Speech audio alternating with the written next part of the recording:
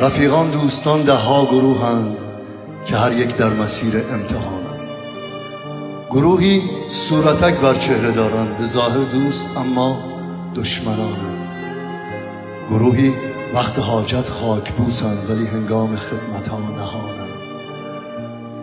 گروهی خیر و شر در فعلشان نیست، نه زحمت بخش و نه راحت رسانند.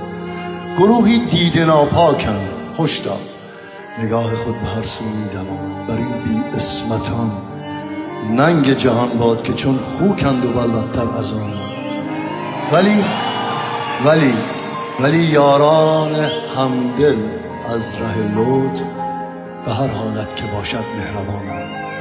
رفیقان را درون جان نگهدار که آنها پربهاتر از جهانند.